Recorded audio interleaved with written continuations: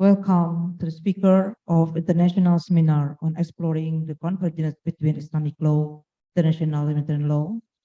I would like to say welcome to Ziaullah Rahmani, PhD, as a Regional Advisor for Islamic Law and Jurisprudence, ICRC Islamabad, and Lauren Grace Armstrong, Regional Coordinator for Global Affairs. Welcome to the Sharia Law and Faculty, Syarif Hidayatullah, State Islamic University, Jakarta.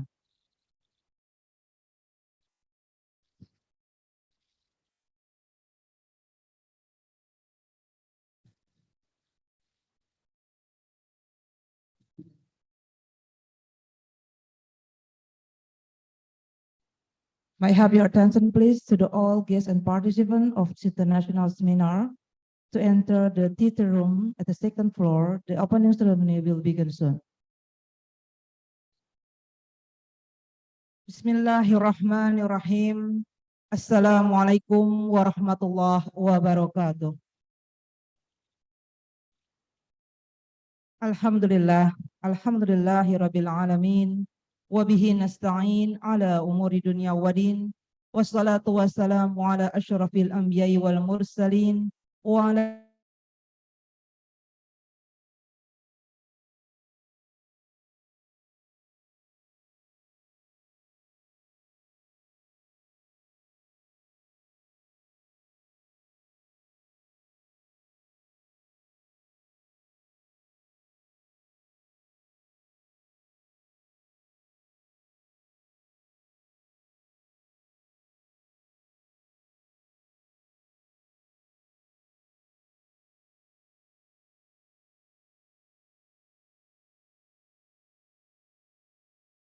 Dr. Salul Adam MAG, Vice Dean of Administration Affairs, Dr. Muhammad Maksum MA MDC, Vice Dean for Students and Cooperation Affairs, Dr. Haja Maskufai MAG, Head and Secretary Study Program of Sharia Law Faculty UIN Jakarta. Distinguished participants and guests, ladies and gentlemen, good morning. A very warm greetings to each and every one of you. Welcome Recording to in Hub Day progress. International Seminar on exploring the convergence between Islamic law and international humanitarian law, jointly organized by the International Committee of Red Cross, ICRC, Regional Delegation for Indonesia and Timor Leste, and the Faculty of Sharia Law, State Islamic University, Jakarta, Ciputat, in September 2022.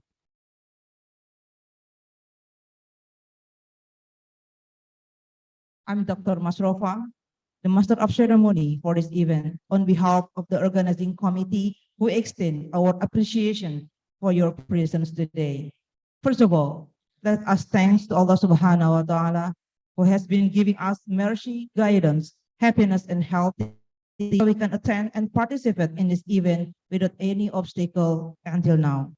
Praise and salutation upon to our Prophet Muhammad Sallallahu Alaihi Wasallam, the last messenger, the best figure of this universe. Ladies and gentlemen, let's begin this opening session by saying Basmalah. Bismillahirrahmanirrahim. Quran recitation by Arif Rahman, student of Islamic Family Law.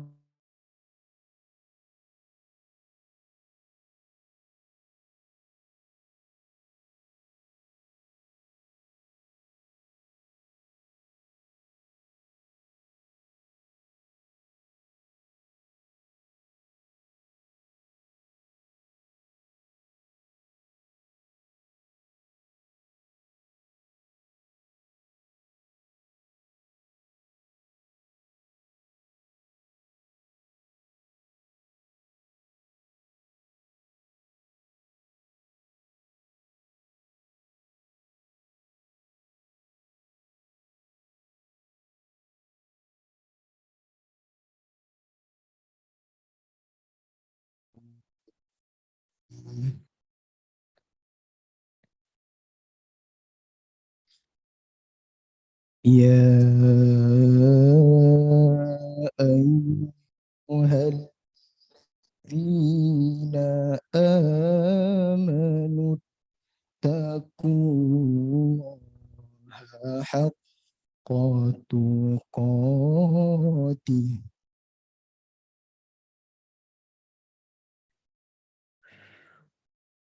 ولا تموتن إلا وأنتم مسلمون.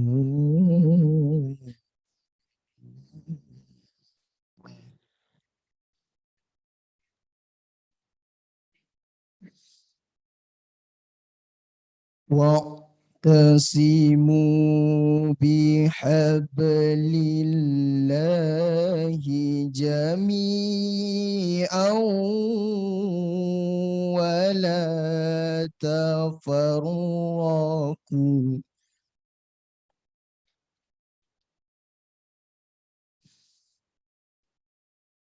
واذكروا نعمة الله عليكم إذ كنتم أعداء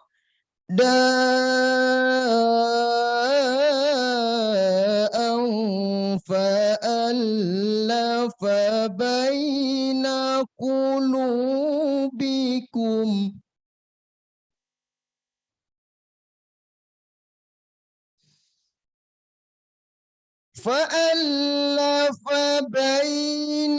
قلوبكم فأصبحتم بنعمته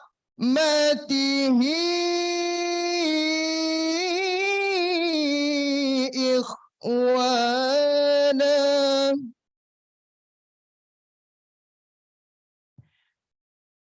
وكنتم على شفا حفرة من النار فأنقذكم منها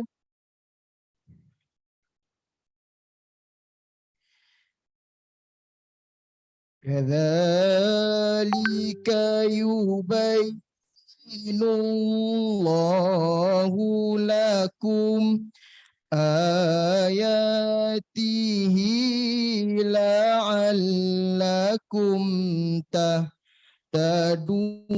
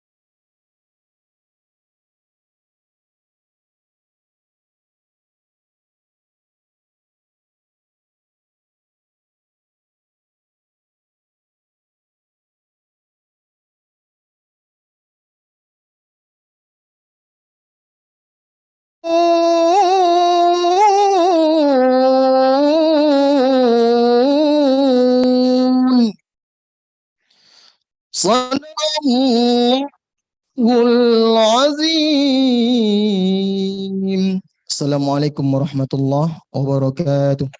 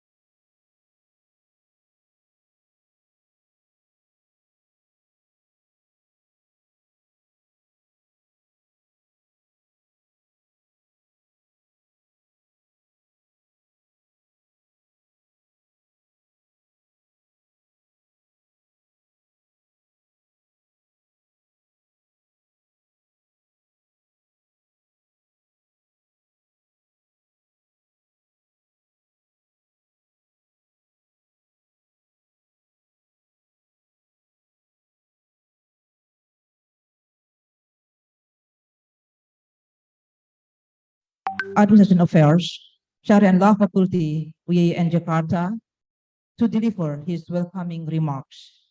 Dr. Haji Muhammad Maksum, MIMDC, the floor is yours.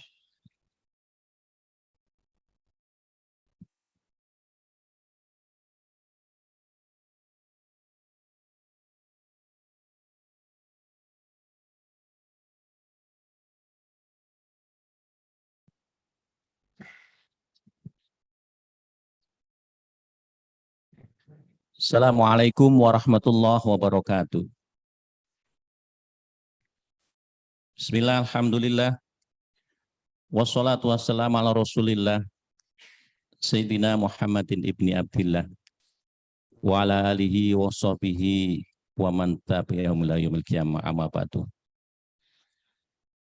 Al-Ustaz Abdurrahman Aksar Mina yani natakallam bilaghatil rupiah. Wal'an sa'akra risalah al-maqalah min Amid Fakulti Kuliatus Syariah wal Qanun.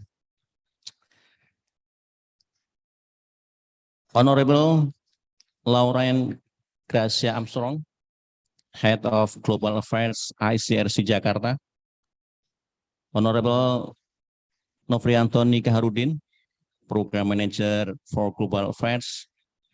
Distinguished speakers, dear colleagues and students, it's a pleasure to welcome all of you and deliver opening remarks for the International Half-Day Seminar titled Exploring the Convergence between Islamic Law and International Humanitarian Law. This half-day session follows a previous collaboration between the ICRC and FSA UIN Jakarta. In September 2015, the ICRC and Sharia and Law Faculty of UIN Jakarta co-organized the first certificate course on Islam and Islamic humanitarian law in the region. We are happy and honored to get the opportunity to host a significant event discussing the convergence between international humanitarian law and Islamic law.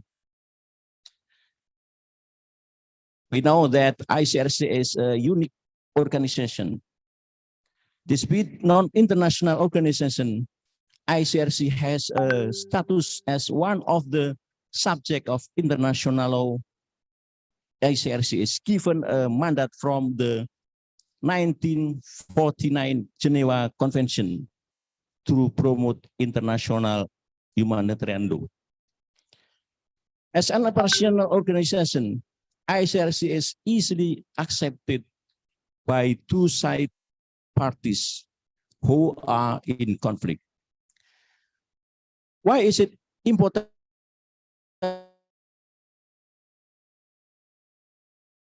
to discuss the relationship between that the majority of conflict take place in Muslim countries? If we look at the current UNHCR data, on the top 10 states of origin the refugees, many of them are from the Middle East and African Muslim countries.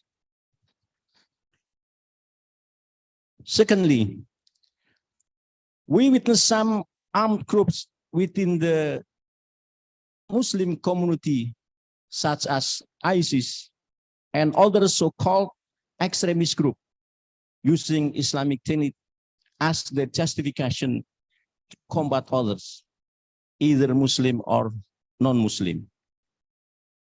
We become confused. Is it true? Can we accept their interpretation of the Quran, Hadith, and other legal source of Islam, fiqh, and others? Thirdly, Islam has often been described an opposite the famous words such as democracy, human rights, and others. The question is always similar. Is Islam compatible with human rights and democracy And is Islam compatible with? No, we discuss about Islam, international humanitarian law. It is important to get honest answer to bridge the gap between Islam and any other civilization, especially in Western society. We hear that Islamophobia has become a current problem in Western society, along with any minority communities are facing. Regarding the Convergence of Islamic law and international humanitarian law, we can read some prominent authors who write papers on this issue. I quote what Ahmed Al-Dawoodi wrote in 2018. Many of the issues covered by international humanitarian law were addressed by the Muslim jurists in order to achieve some of same objective as those of international humanitarian law, namely elevating the suffering of the victim of armed conflict and protecting certain person and object. Similarly, James Cocaine argued that Islamic law has contributed to the development of modern international humanitarian law. He supported this argument in this paper in 22 by referring Baron de Tabou speech in 1926 that the modern public international law of declaration of war was a direct descendant of Islamic doctrine. I think I will stop my speech. I don't want to take our speakers' part to speak more about this. I thank you again, distinguished speakers and all participants, warmly for your participation, and I wish you have an engaging and enriching seminar. Thank you again. Syukran kasiran. Wasuna insyaallah. Yani arsilah wal jamaiyah ma'ana insyaallah. Waalaikumsalam warahmatullahi wabarakatuh.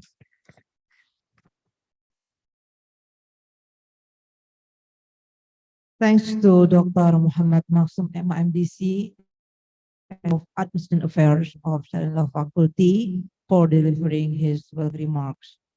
Ladies and gentlemen, next, Memorandum of Agreement.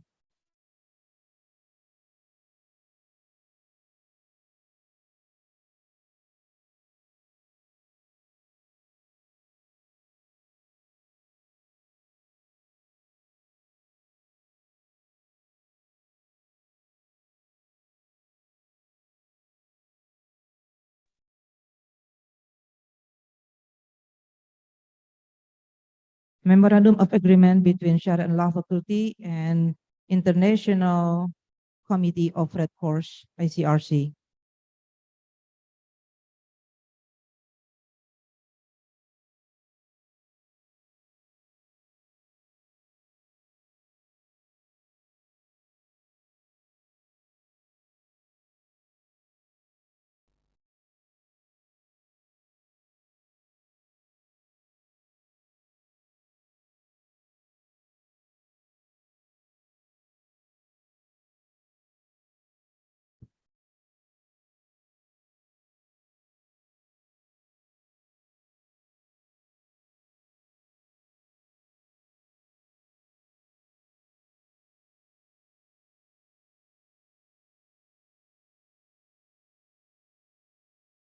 Ladies and gentlemen, please give applause for this Memorandum of Agreement between ICRC and Sharia and Law Faculty, UIN Jakarta.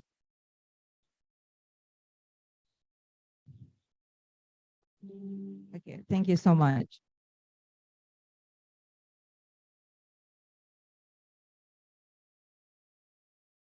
Ladies and gentlemen, honorable speakers and participants, this is the end of opening ceremony of half-day international seminar on exploring the convergence between Islamic law and international humanitarian law, jointly organized by the International Committee of Red Cross, ICRC, Regional Delegation for Indonesia and Timor Leste, and the Faculty of Sharia and Law, Syarif Hidayatullah, State Islamic University, Jakarta. And next, they will be giving a token appreciation from Sharia and Law Faculty to the ICRC.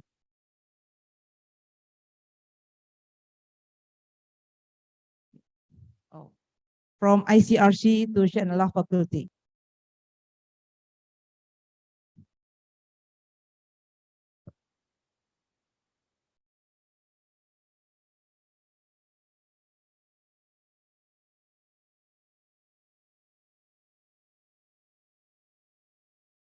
A token of appreciation from ICRC by Lauren Grace Armstrong to the Sharia and Law Faculty, to the Vice Dean for Administration Affairs, Dr. Muhammad Maksum M.A.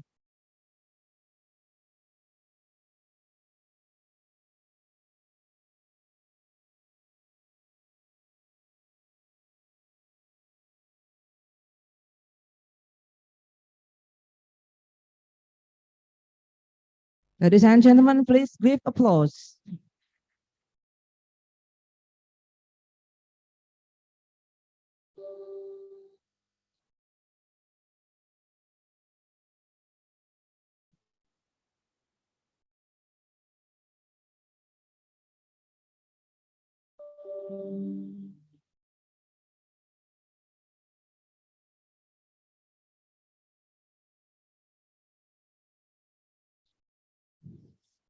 Next, token of appreciation from faculty to ICRC will be given by Vice Dean of Academic Affairs, Dr. Saharul Adam, MAG.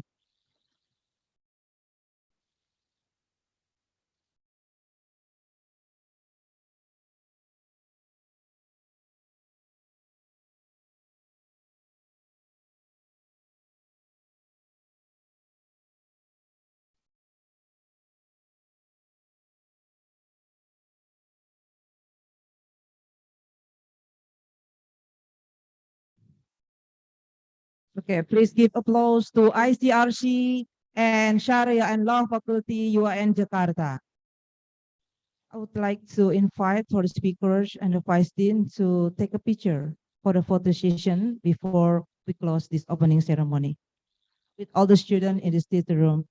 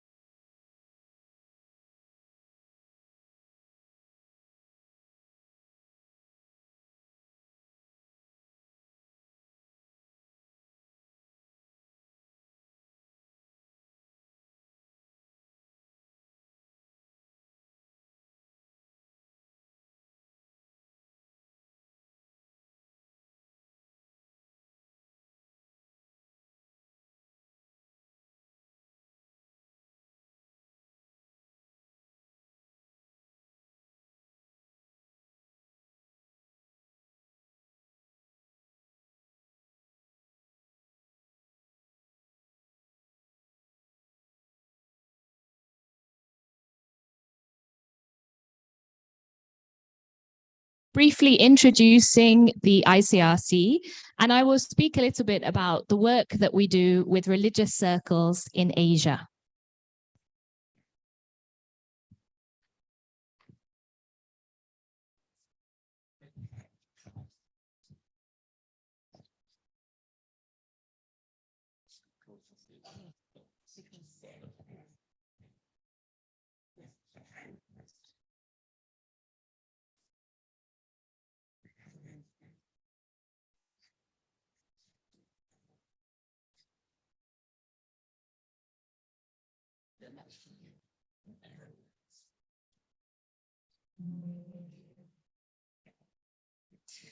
Okay, wonderful. Thank you very much. We can move straight on to the first slide, please. So I'd like to begin by talking about what is the ICRC? Well, the ICRC is a neutral, impartial, and independent humanitarian organization, and we work specifically in relation to conflict and to other situations of violence. So what does it mean that the ICRC is a neutral organization?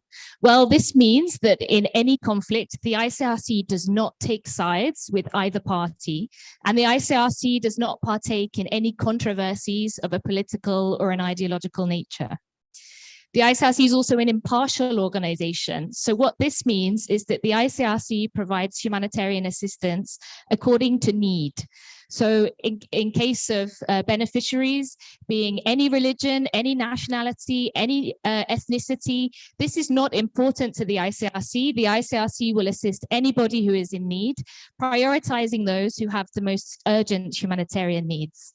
And lastly, the ICRC is an independent organization, which means that the ICRC retains independence of decision-making regarding our humanitarian activities. The institution has a dual role.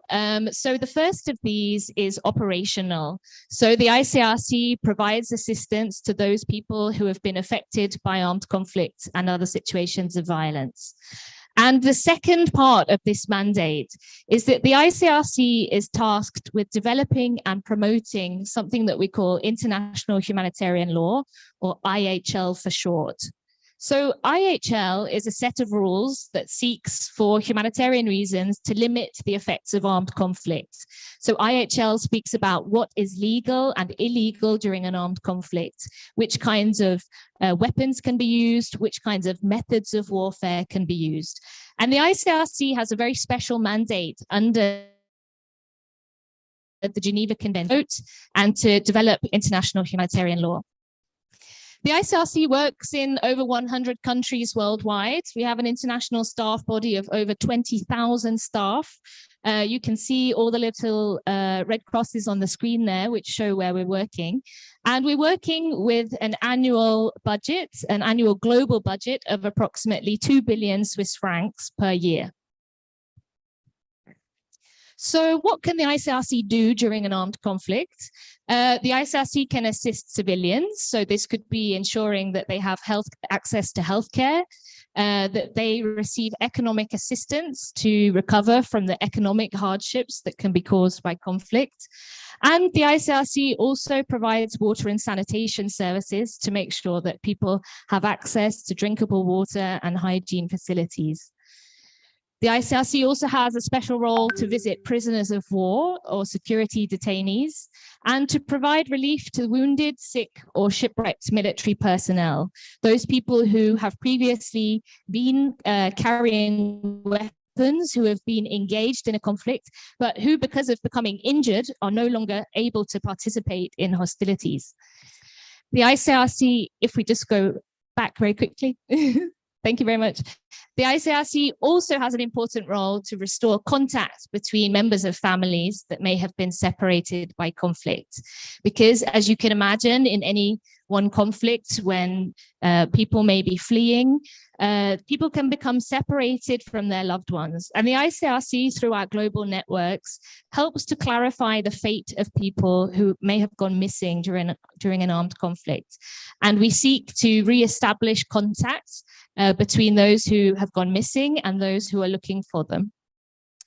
Lastly, the ICRC also seeks to ensure that those who have been protected by humanitarian law are treated in accordance with its provisions.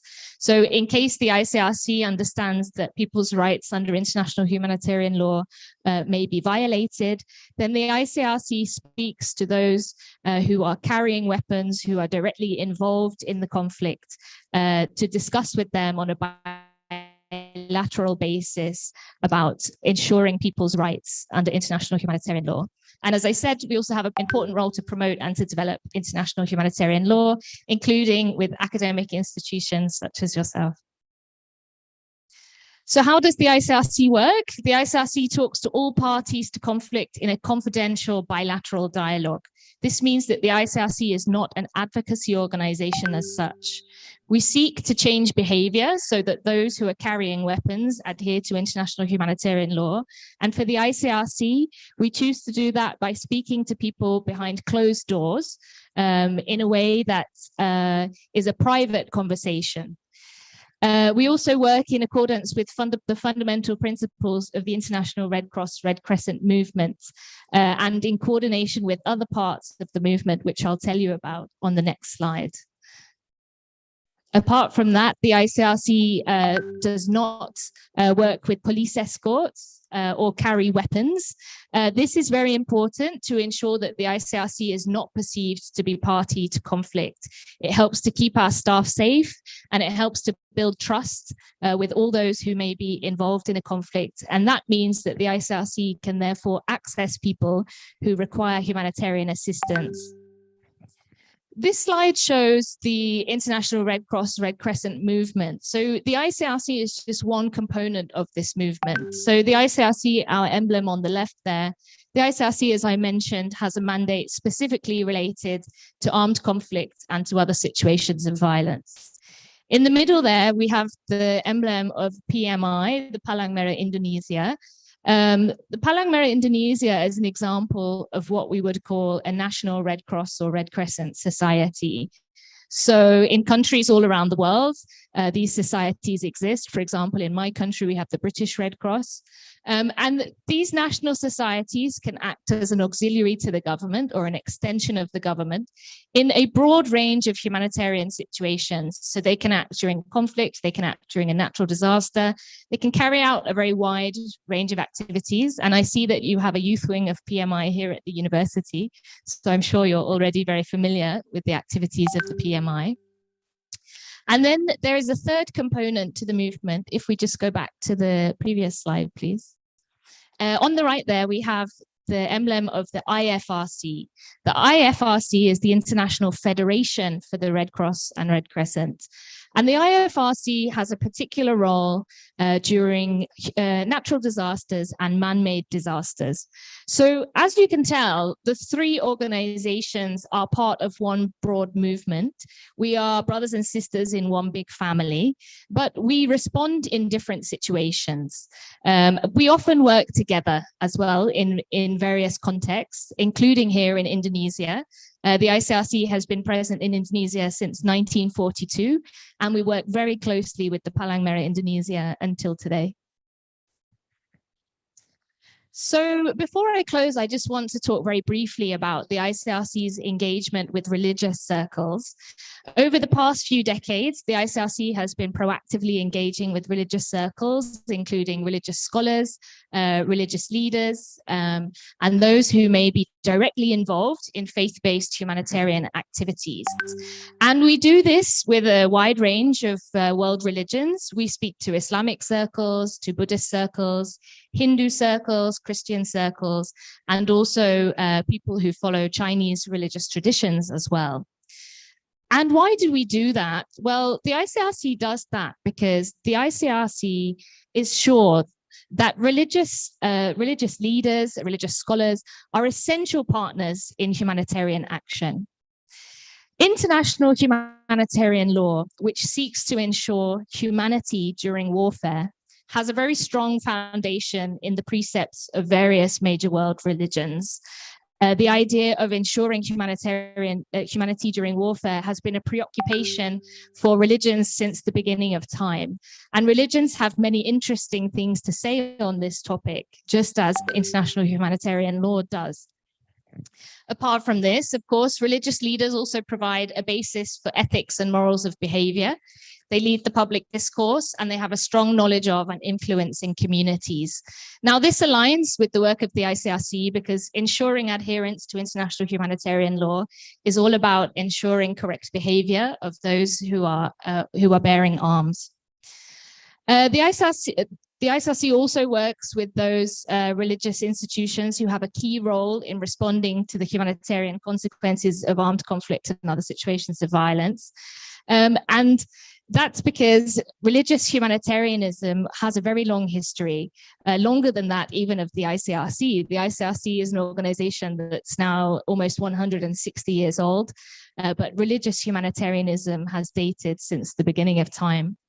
So in conclusion, the ICRC believes that the ICRC and religious institutions have a common interest in promoting humanitarian values and preserving human life.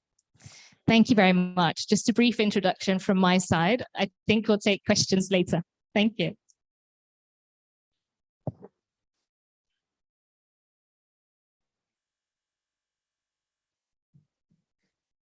Okay, thank you so much, Lauren.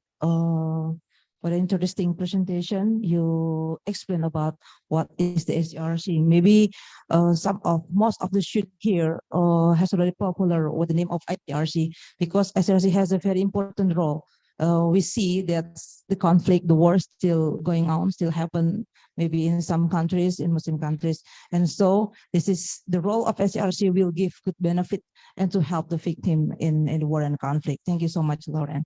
Okay, for the next speaker, it will be from Ziaullah Rahmani as Regional Advisor for Islamic Law and Jurisprudence, ICRC Islamabad. Ziaullah Rahmani will talk about what is the relation between the international humanitarian law and Islamic law of armed conflict, and what is the similarities and differences between both bodies of law, and how and why does ICRC engage with the Islamic circle on this topic, and also what are the current trends of the discourses on Islam and international humanitarian law. Before we going on to the presentation, I would like to read the short bio from Ziaullah Rahman, PhD. Ziaullah Rahmani has obtained his LLB, Sharia and Law, and also LLM, and PhD from International Islamic University, Islamabad, where he began teaching and research since 1996 until 2010, when he left the University of Us as assistant professor and joined ICRC as a senior program officer for Islamic law and international humanitarian law project. He also holds a master's degree in humanitarian leadership from the University of Leuven, Switzerland. Currently, he's working as a regional advisor for Islamic law and jurisprudence, and supports the work of Islam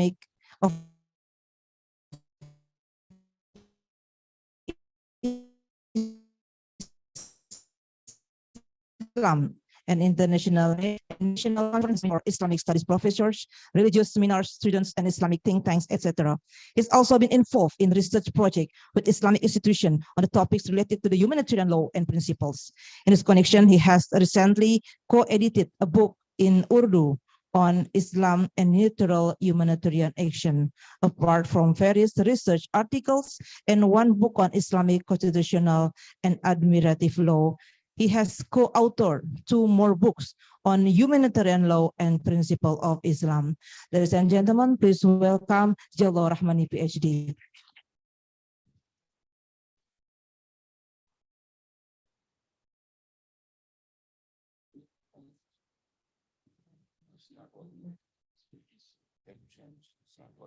No problem. We will have change. Assalamu alaikum wa rahmatullahi wa barakatuh.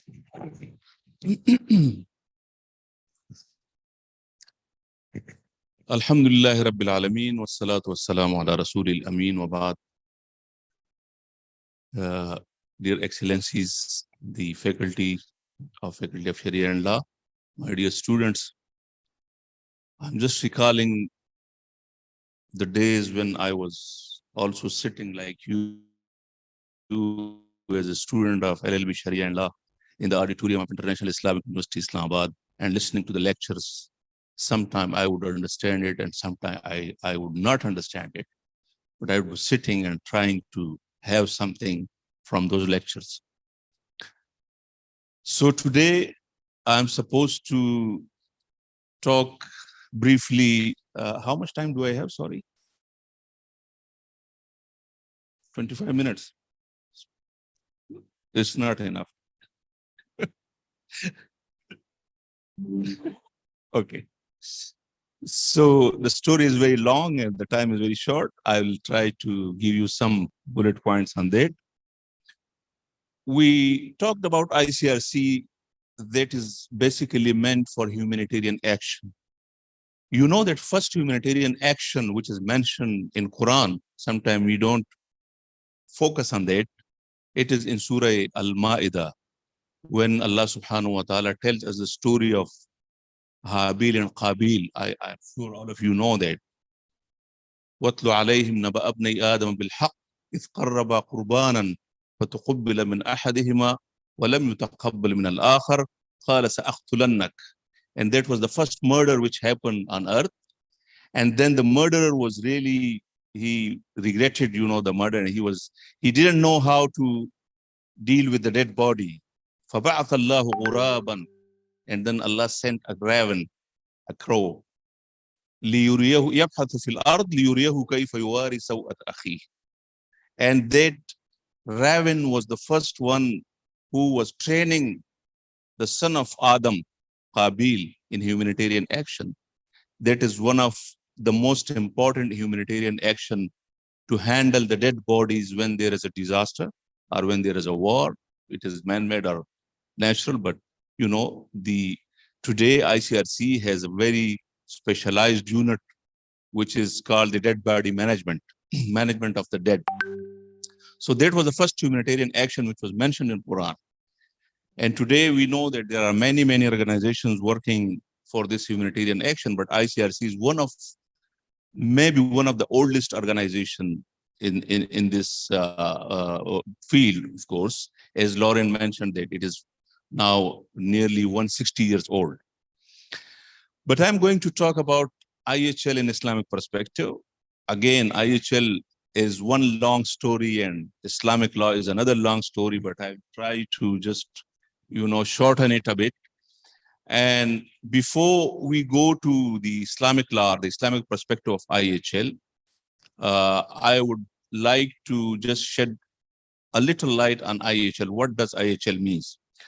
So IHL is International Humanitarian Law. Please, the slide. The next slide, please. IHL is International Humanitarian Law. And it's basically, when we talk of the war or the armed conflict, we have two types of laws. One is the reason for war, the law which talks about the legality of war, whether a law is permitted or not, whether a war is. It works? No, it works when it's near the. That's great. So there are two types of law. One is, those who understand Arabic, for them it's very easy. One is called Illatul Qital, which is the reason for war, and one is called Adabul Qital. So ICRC is concerned with the Adabul Qital. Illatul Qital is a legal question, but there are other institutions in the world who are dealing with this. And we in ICRC, we just talk, our ICRC is mandated to promote international humanitarian law, which is basically Adabul Qital. And IHL is basically mean to bring humanity in war. So it means that when there are humans who are at war with each other, so there should be a difference between the war between animals and between humans. So humans should have some limits and some distinctions, some sort of rules and regulations which they observe during their war. And basically, since time immemorial, the human beings, they have been observing some rules and regulations during wars, but sometimes they were powerful, sometimes they were not that powerful, sometimes there were some weak regulations. With the passage of time, it went on. When we talk of IHL, the history of modern IHL starts with the history of ICRC.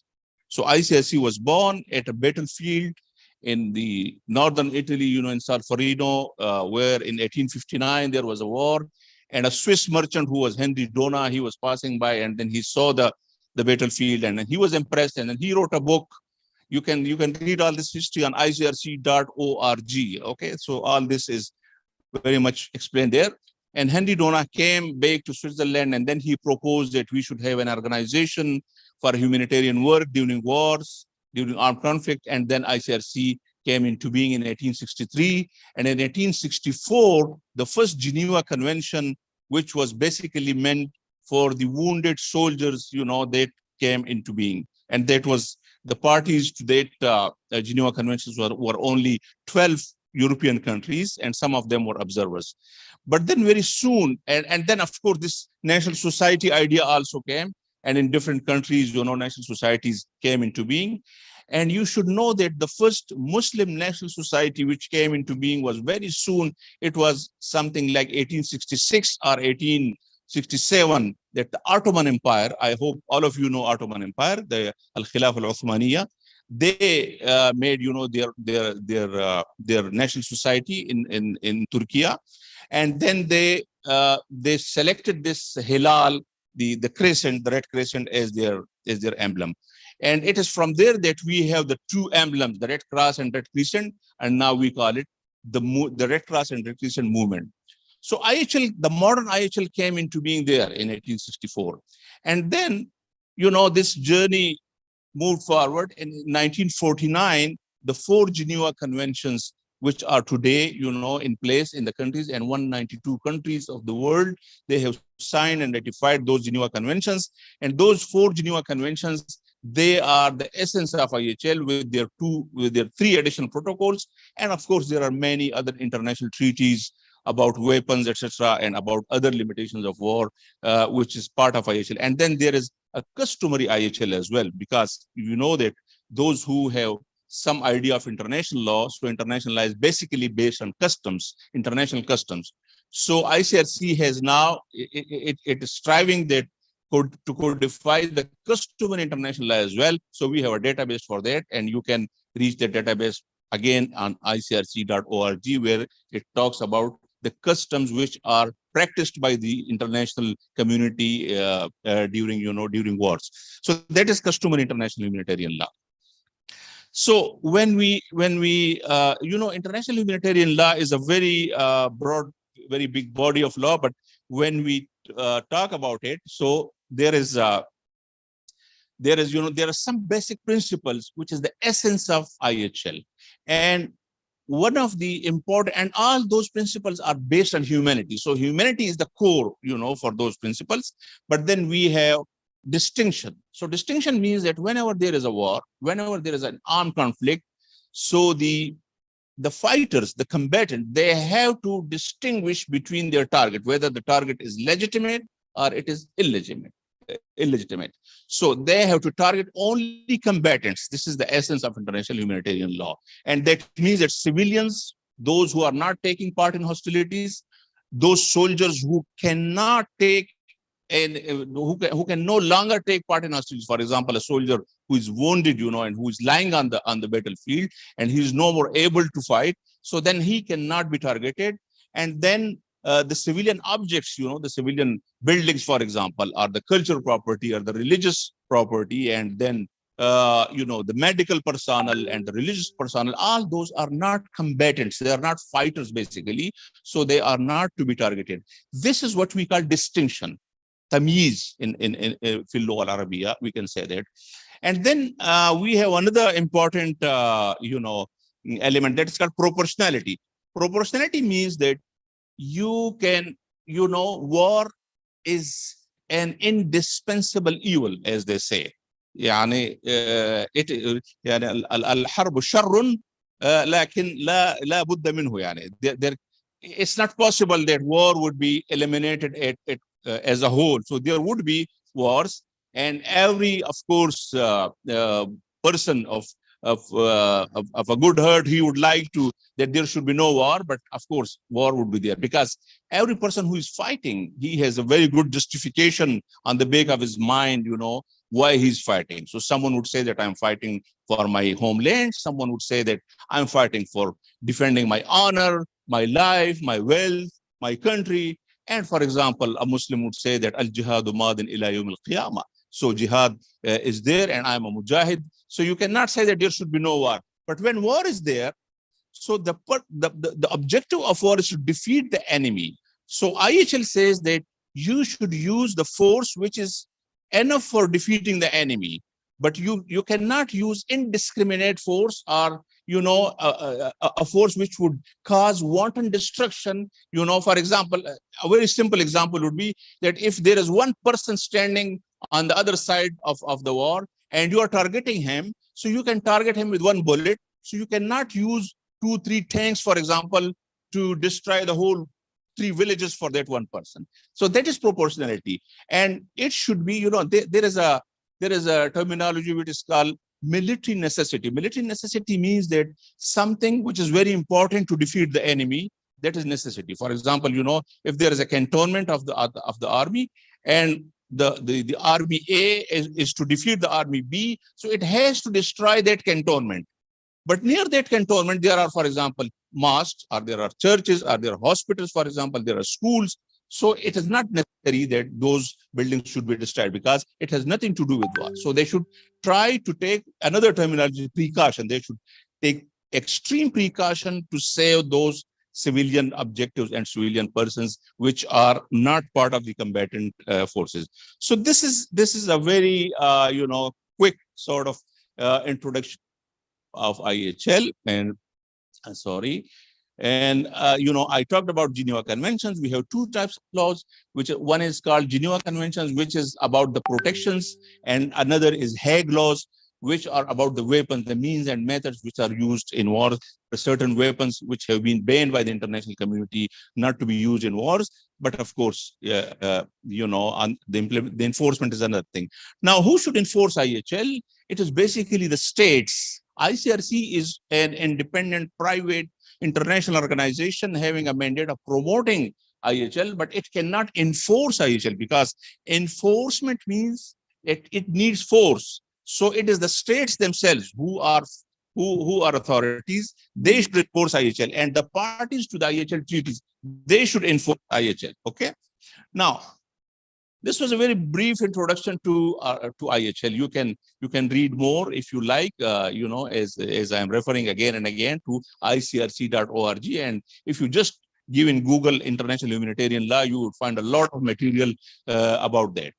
Now, coming to the Islamic humanitarian law, or the Islamic perspective of IHL, when we talk of the rules of war, of course, the modern IHL, as I said, the codified modern IHL started in 1863 when the first Geneva Convention came into being. But Islamic law, it came into, we know that the Prophet ﷺ, before 1400 years ago, he used to instruct and direct his troops when the Sahaba would be sent for jihad. So the Prophet ﷺ would tell them not to target, the civilians, not to target, the elderly, the women, the children, not to destroy crops, agricultural crops, etc. So all those instructions were there. So though the name of IHL was not there, but the essence of IHL was very much there.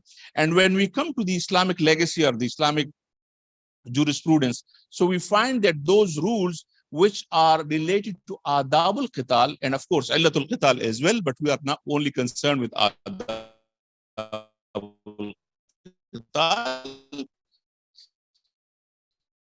So they are included in the books of Seer.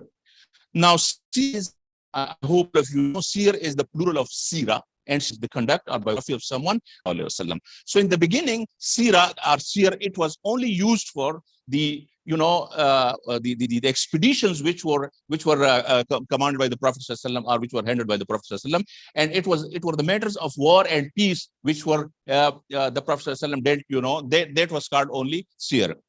And then when we look at the books, the classical books, so we know that there are Kitabul Maghazi wal Jihad, for example.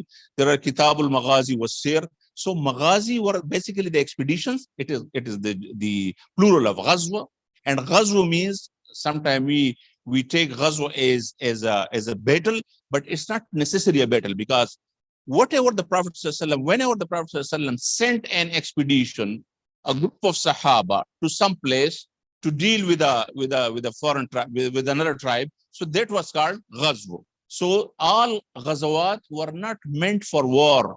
Some Ghazawat were only to deal with some other tribe, to have an agreement with some tribe, or to have for the establishment of relations with some tribes. So all those were called Ghazawat. Now, so this whole subject is included in Seer, but Seer is a very broad thing, and there are many affairs and discussions in Seer which are not, of course, related to adab al-qital. So, but the matters of adab al-qital, they are included in the books of Seer. Now,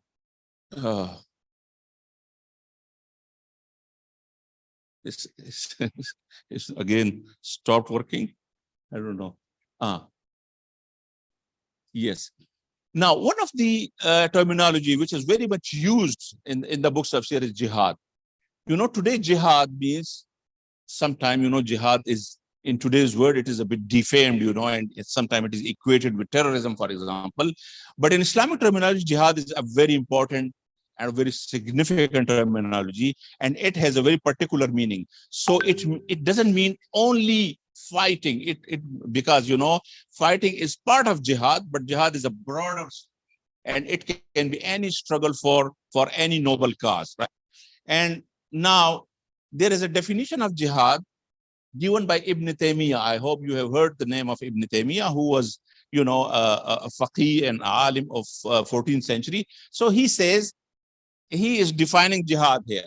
So he says that it starts from intention. So even when you when you compel your nafs, you know, for having a good intention, so that is also jihad. And then it comes to the preaching, it comes to the removal or the clarification of objections, you know, on Islam, and it is devising the means and you know, for the benefits of Islam and Muslims, and also by taking part in actual combat. So taking part in actual combat is one part of jihad, but jihad has a very broad meaning, and everyone is, you know, has to do the jihad, as Allah subhanahu wa ta'ala said, وَجَاهِدُوا فِي اللَّهِ حَقَّ جِهَادِهِ. So it is obligatory on everyone to do jihad, but in his own way. So if we are students, if we are writers, so we can write, we can do a research for noble causes. We can, you know, everyone, as the Prophet ﷺ says, kullukum ra'in wa kullukum mas'ulun an ra'iyatihi. So everyone is a you know, in charge of his circle, whatever circle he has under him, so or her, so he should take care of that, and that would be a jihad. And if there are soldiers and they fight for a noble cause, you know, under legal authority, so that would also be a jihad. Now, what are the sources of seer? For example, if we ask this question, the sources of seer are the sources of law. As we know that Masadir Sharia, you are students of Sharia. So what are the Masadir Sharia? What is the Masadir Sharia? Masdar of Sharia? Anyone? What is from where do you get the laws of Sharia? From Quran. Al-Quran was Sunnah. So Quran and Sunnah are the basic sources of Sharia.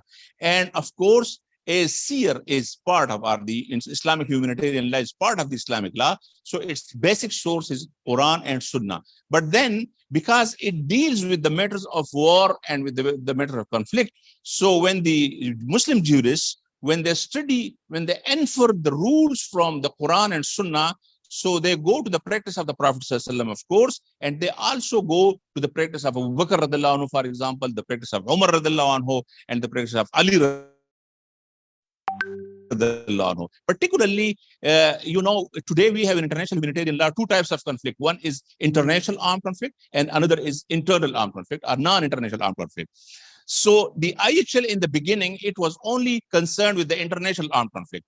Then with the passage of time, it turned out that we need to have some rules for internal armed conflict as well.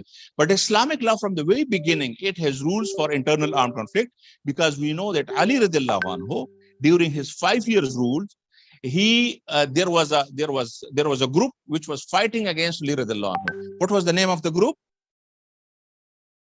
What was the name of that group? Anybody? You're students of Sharia? Come on. Khawarij. You didn't hear the name of Khawarij? You heard it. So Khawarij, they were Muslims, right? Khawarij were Muslims. According to Khawarij, na'uzubillah, according to Khawarij, they considered Ali radiallahu anhu as non-Muslim.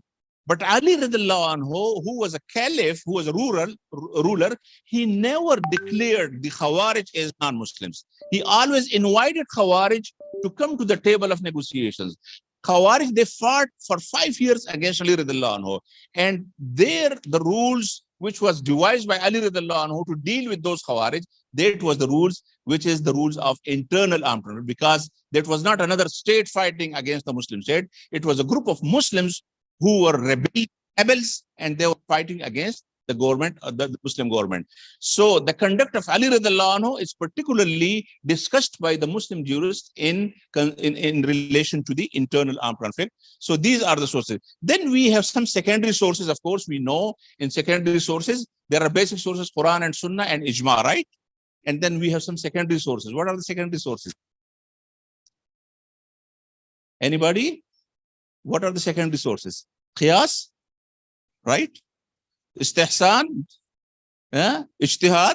So these are basically, though we call it sources, but they are not sources. Basically, they are methodologies of ijtihad. There are different methodologies of inference for the rules. So all those rules are used for the, in inferring the rules of Islamic law of armed conflict as well. Then we have a very, very important source of law, which is treaties. Treaties mean al-muahadat. Treaties mean when you enter into an agreement with another party.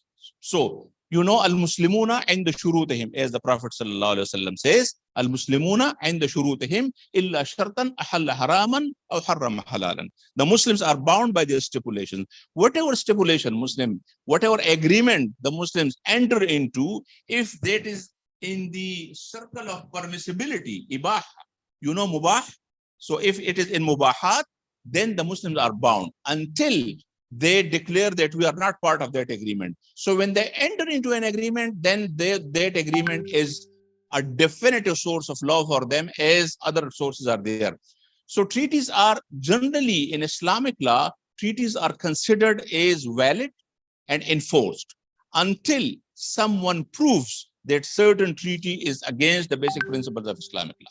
So if there is a treaty, for example, which would make the wine, al-khamr, for example, which will make wine as halal, would it be legal or not?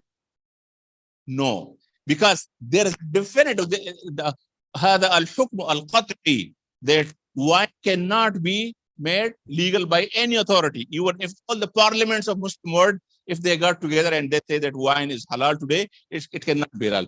So that is the example. So any treaty where there is a stipulation, a condition, a term which is against the basic principle of Islamic law, that stipulation would not be valid, but the treaty would be valid. But if there are treaties, for example, in previously there was slavery in the world, slaves, right? A riq. And then, the world came to the conclusion that we should not have slavery. And now there are international treaties that slavery is banned. There is no slavery in the world. So because slavery was not wajib in Islam, and it was not recommended in Islam, it was just an international thing, with an international custom which was there, and Islam, reformed it. Now, because all the Muslim nations, they have entered into the treaty with the international community that there is no slavery.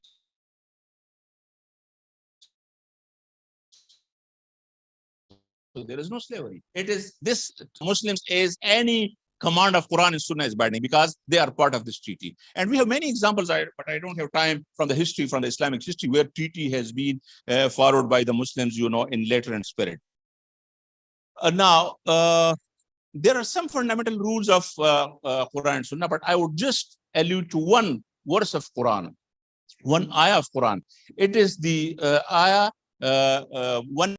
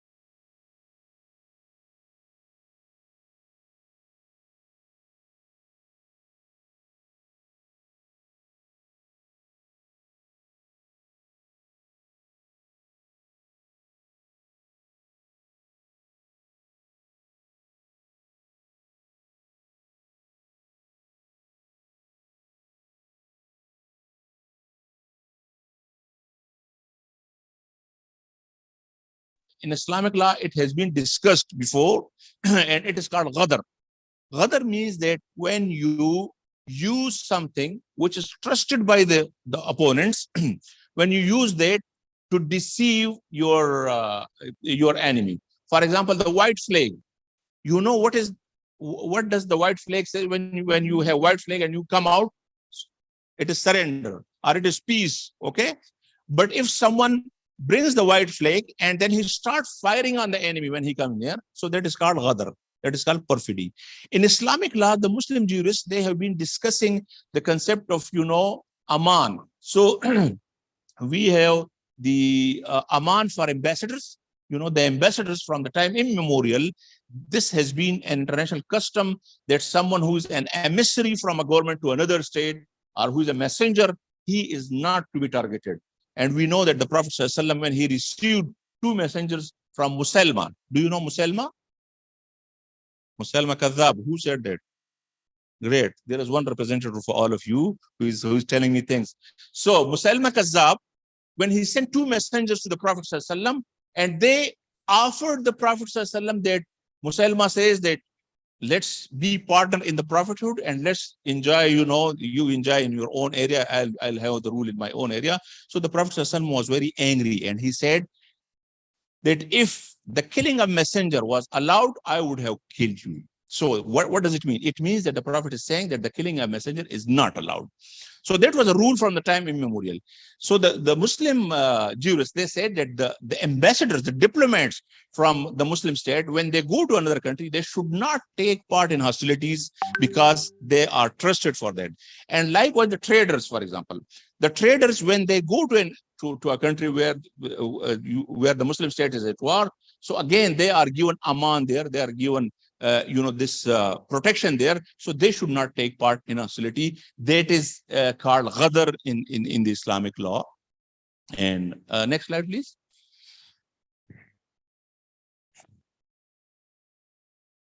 And that's it for the time being. If there are any questions, I would be happy to answer. Thank you very much.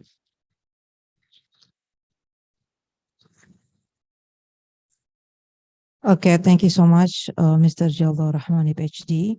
That was a very interesting and very important knowledge that already delivered by you to all the students here.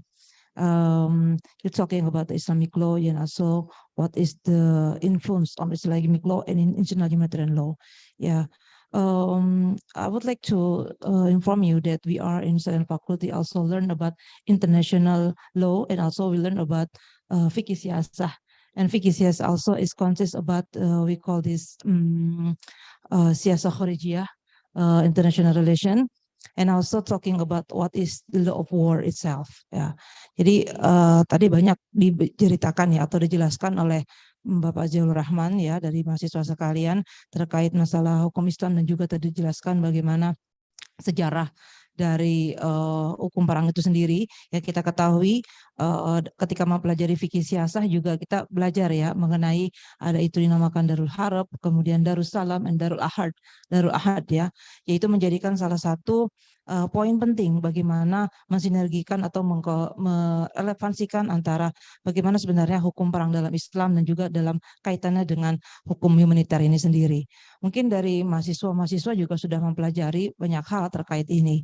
Untuk itu, mari kita let's to the next speaker and his ladies ya. He's one of the international law lecturer in Syarif faculty. Please welcome Fitria, PhD.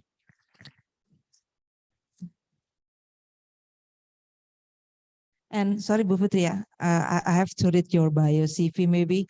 Fitria obtained her PhD at York Law School, University of York, UK, granting the scholarship from French government. She holds Master 1 and Master 2 at the Institute of Human Rights, Lyon Faculty of Law, Economic and Social Science, Lyon Catholic University, French.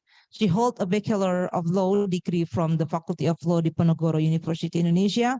She was a researcher at the Habibie Center in Jakarta and has been a lecturer at Syarif Hidayatullah State Islamic University, Jakarta, Indonesia since 2012.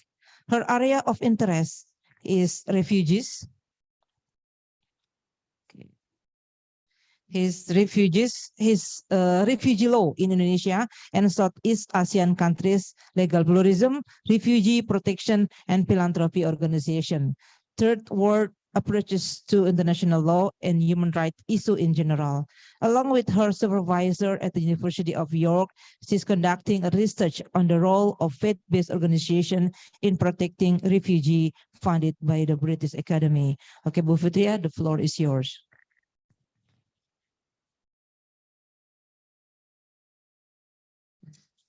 Assalamualaikum warahmatullahi wabarakatuh. Alhamdulillahirabbil alamin wassalatu wassalam ala asrofil anbiya'i wal mursalin wa ala alihi washabihi ajma'in amma ba'du. Alhamdulillahirabbil alamin. We are very thankful because we are here, and I would like first to give my appreciation to the speakers who came along, who took like around 1.5 hours maybe to come with us to discuss on the issue of international humanitarian law. And I also like to say thank you to Ibu Wadek Tiga, who is she's there, and also the students here.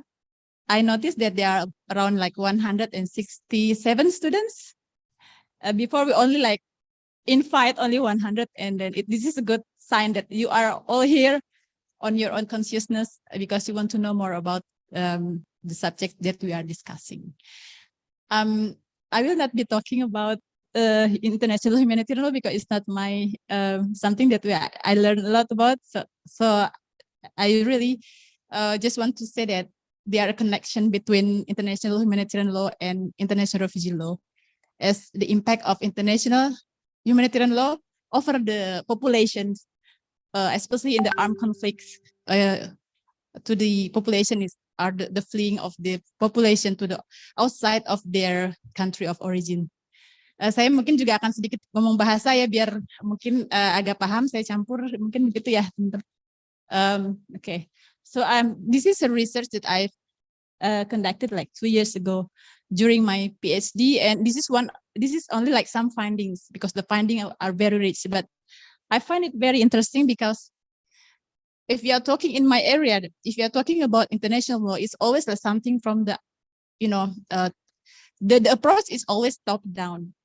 So it's all about the conventions, international convention, etc. But what I'm studying is about the bottom up approach, even though my background is international, but I would like to know more about, what people believes, what are the people understanding about law.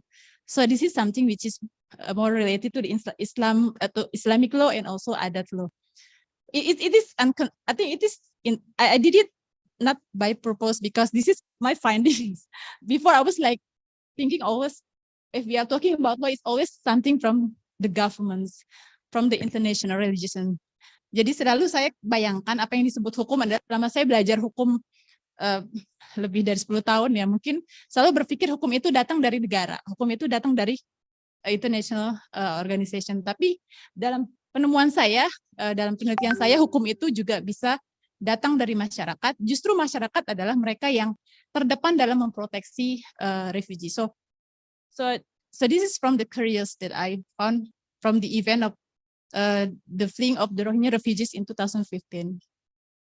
So it's about the legal pluralism and refugee protections, case study of the 2015 Rohingya refugees crisis in Aceh. Next, please.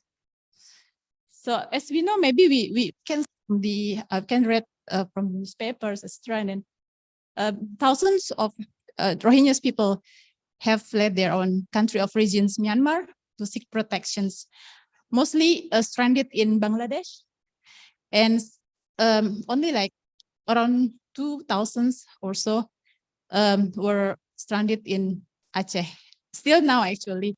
And I was curious because it's been like several times they were rescued by fishermen. This is the things that I could understand why the fishermen would love to rescue the Rohingyas. This is kind of question, a basic question that I had before, and I discussed it with my supervisor, and he was very also like like kind of wondering. And in 2015, we can say that it became an attention of international community. Why? Because around 2,000 Rohingyas were rescued despite the obstacles coming from the states, South Asian states, but they were rescued and helped by the fishermen. Not only the fishermen. After that, they were also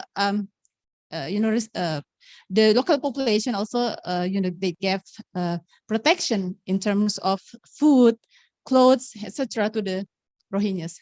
Jadi itu yang membuat saya bingung dan membuat saya terkejut, kenapa kok berkali-kali itu nelayan membantu Rohingya dari 2009 sampai saat ini, bahkan in 2020 and last time always the same. And bukan hanya nelayan, tetapi rakyat Aceh juga demikian. Mereka juga membantu despite their condition are not rich. Aceh is one of the poorest provinces in Indonesia, to be honest, and it's quite it's kind of make me wondering. So next please. Jadi setelah diselamatkan, kemudian saya coba I'm trying to figure out the motivation. This is about their motivation. Why and also their conceptions about what the law is. Oke, kita lihat kan mungkin dari berita dan sebagainya tentang 2015 itu. Next. Ya, Aceh, right? Aceh is in the northern ends of Sumatra, di atas. Why? Because kita lihat kalau dari atas itu kan berarti dari Thailand and they fled to Aceh through the Andaman Seas, ya. Itulah kenapa banyak Rohingya yang ke Aceh. Next. So this is one of the questions that I made about how was local customary adat law and Sharia employed used to protect the refugees. So it's and I also develop. This is the most relevant from this event. So I will also discuss about what are the ideas of laws of the actor involved in response to the Rohingya refugee crisis in Aceh. What do the actors experience of law, and how did ideas about of law inform or affect their responses? Is there any connection with what they believe about law and then what their response? Ada nggak sih hubungan antara yang mereka apa yang mereka pikirkan atau yang mereka pahami tentang hukum kemudian menjadi dasar atau motivasi mereka untuk bisa menolong yang lainnya. Jadi next please. So this is the conception, the framework that I made. This is quite complicated, but I just want to tell you that the approach that I did, so as I said before, I use the conception of law is not only state-made law, but including any other law that include adat and Sharia. So some scholars notice about the existence of legal pluralism and hookers, grieved, etc. So next, please. And this is one of the things that Mensky have also theorized as Mensky from his 40 years experiences in questioning about what the law is. Mensky coming to the conclusion that in Asian and also African countries, especially, there are four existing for laws which are implemented. Jadi ada 4 hukum yang ada di negara-negara Asia Afrika pada umumnya. We can have international law, state law, natural law which can be religious or non-religious. In Indonesia context, you can have hukum Islam, Islamic law, and also social cultural norms like hukum adat. Next. And also, this is very interesting because I'm doing international law, but my approach quite pluralist. Yeah. So I'm taking from Benda Beckman ideas about what are the situation of legal pluralism in a certain area. So As I said before, this is a fact. Even the HIHL, we see that maybe, I don't know, is there any like research on what are the motivations of the, for example, those who are fighting, when they're fighting, is it about Islamic law or is it about any others cause? So this is also important to know, and in this regard, I will see I will explain the findings. But as von Benda-Beckman says that the connection between law, adat, Islamic law, state law, adat are like either complementary, equivalence, or superiority. So I think, I don't know, in EHL what is it context, but in refugee context, it can be like, we can see from Aceh that not one of them. It's very interesting. Okay, next. Maybe okay, just theory is too theoretical. Just skip. Tolong dilewatin aja, Pak Irwin. Skip. Okay, I just go to the field work. Yeah, jadi I did my field work. I interview those who were rescued. Yeah, I interviewed those who were rescued, either the fishermen and also the population, the NGOs, the governments, etc. So saya wawancara semua yang terlibat dalam di 2015 itu dari berbagai macam background. Saya melakukan interview. I did interview around 1.5 hours. I've never been to Aceh before. To be honest, I quite afraid. Even though I'm Muslim, I was afraid whether, you know, like my behavior comply with the Islamic law or not. Tapi ternyata ternyata baik-baik saja, nggak masalah ya gitu ya. Jadi kadang-kadang mungkin gambaran menyeramkan itu datang dari media yang tidak sepenuhnya. Next. Yeah, as I said before, I interview many participants, fishermen, local inhabitants, etc. Next. And I also conducted focus group with fishermen, with local inhabitants, NGOs, etc. Next. The discussion, I think the findings are, for me, is interesting and important, I think. So when I ask about what the law are and what are the motivation they have, it's very pluralistic. Not single person say only like, okay, many of them answer 2 or 3 answers, either Sharia and adat and national law, etc. So I was amazed because at the first time I was thinking that I think it's about humanity. Everyone have the same, I think, values, right? Humanity. When you help people, it's about humanity. Either, you know, regardless their ethnicity, religion, etc. You have that kind of values. But my finding is not that simple. There are many kind of values that they have. Ya, jadi ada humanity, ada customary law, ada human rights. Even human rights is part of the answer. Especially NGOs. They pointed out about international convention, etc. So, but as also customary of the sea. Normally for the fishermen. So the fisherman has sort of, you know, like they have code of conduct on how they behave on the sea, and how they rescue the people, you know, like while they were like drowning, etc. So jadi di Aceh itu nelayan punya semacam aturan tentang gimana mereka harus berlayar, dan ketika menemukan orang yang tenggelam, apa yang harus mereka lakukan. Itu yang tidak banyak ada di komunitas yang lain. Next. Jadi saya tanya, kenapa misalnya kenapa mereka menolong? Satu, mungkin yang saya bacakan ini sangat interesting sekali karena motivasinya sangat beragam. That's something we should think of what if we don't take them with the wind like that, or the machine couldn't function. There's no anchor. They are running out of food, etc. It's a big sin. If they drown, they will die.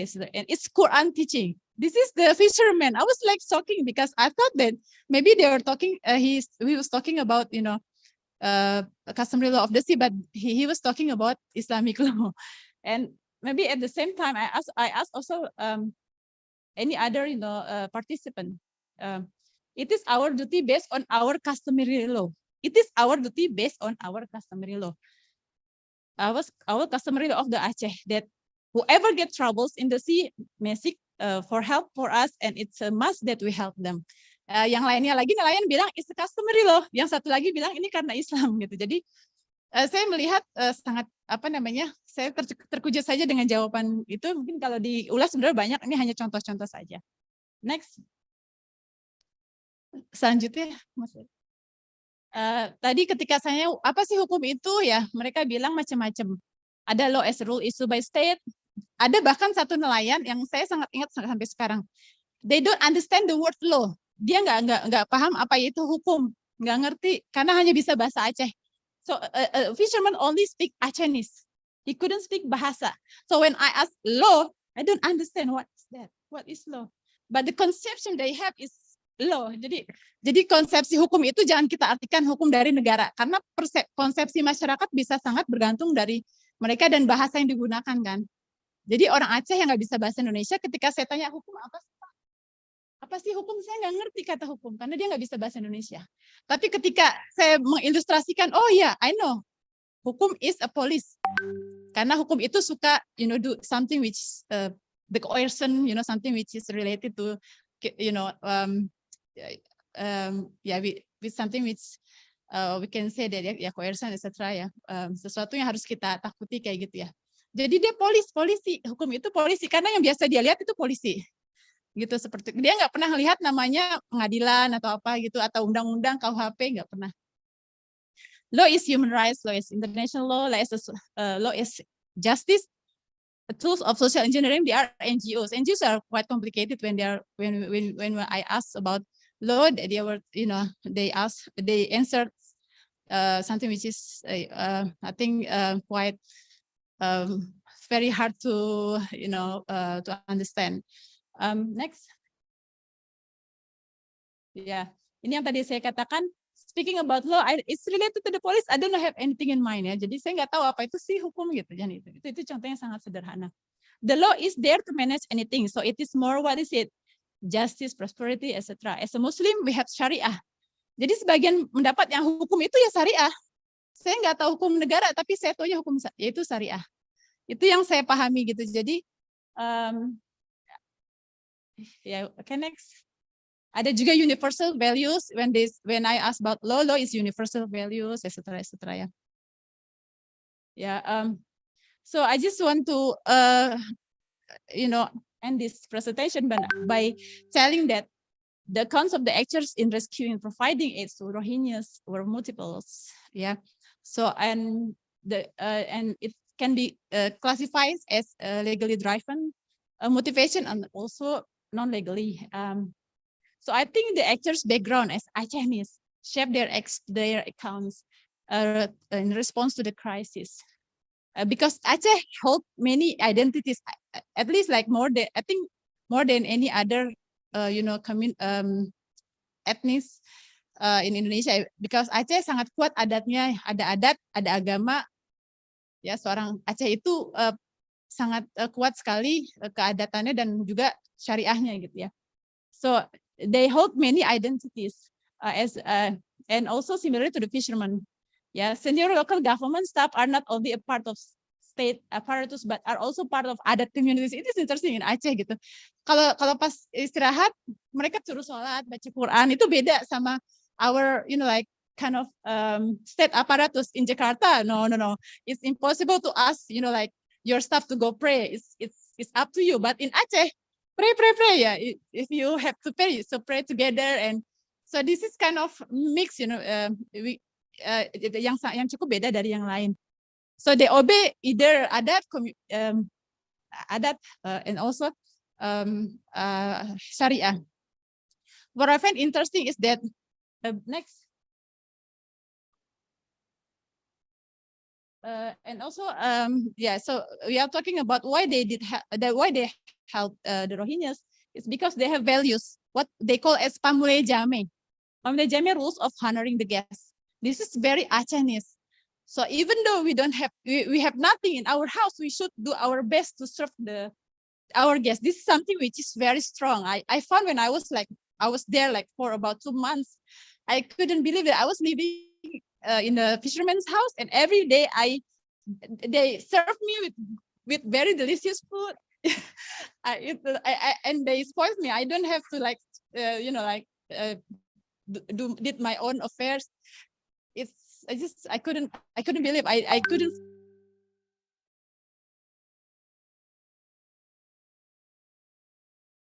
Luar biasa ya, walaupun mereka nggak kenal saya tuh, saya seperti raja gitu. Saya ke rumahnya, saya ingin membuktikan seperti apa sih. So mereka punya nilai-nilai untuk memuliakan tamu. So the hospitalities, I think this is the things what they call as pamulajame. One of the core values that they have when they protect the Rohingyas. Jadi ketika saya tanya di FGD, kenapa sih Anda menolong? Ya itu yang muncul berkali-kali, mereka nyebut pamulajame. Apa sih, saya nggak ngerti. Kemudian mereka menjelaskan.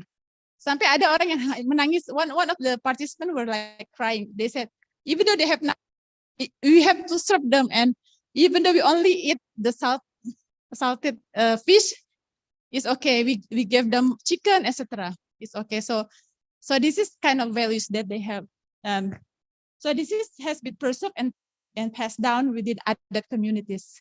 It's not only for the mom will teach the teacher, the children the same. Next.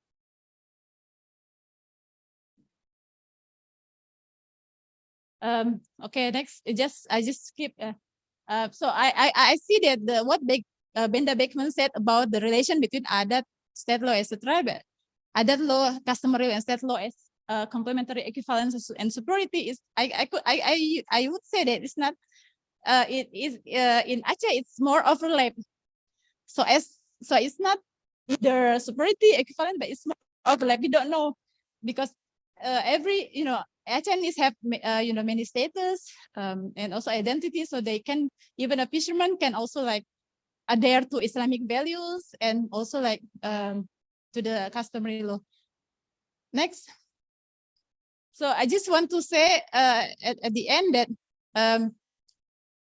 my study would like to prove that so in my area refugee law, we always talking about, as we said before at the beginning. So jadi selalu kita pikir hukum itu harus dari atas. Ternyata kasus di Aceh ini menunjukkan hukum itu justru hidup, justru yang melindungi bukan atau lebih banyak masyarakat gitu ya, bukan yang lain, tapi justru masyarakat yang terdepan ya, termasuk fisherman. Jadi ini ada satu hal yang saya lakukan dan ya saya sejalan dengan yang disebutkan sebelumnya.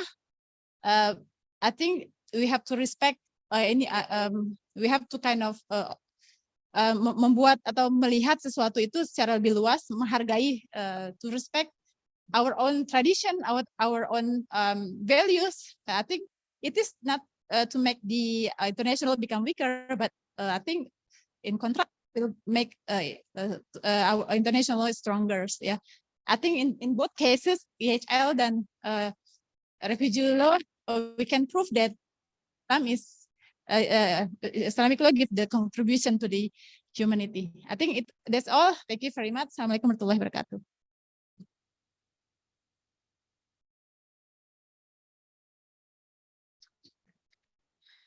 Thank you, Ibu Fitria, PhD, for the great presentation talking about the refugees, the case in Aceh, and it also broadened our knowledge about what exactly happened when the refugees was founded by the fishermen in Aceh. And this is kind of between the local wisdom and also for the humanitarian law and also the customary law itself in Aceh. Okay, that's good. Okay, ladies and gentlemen, next discussion, we will give the opportunity to all of you, and I have to divide it into the online participant and offline participant. And the first one, I will give the opportunity for the student or participant in this room for 3 person actually. 3 person, we will give the question to the speaker today. Oke, siapa yang mau bertanya? Silakan. Ya, 1, 2, on my right side maybe. Ya, 3. Silakan.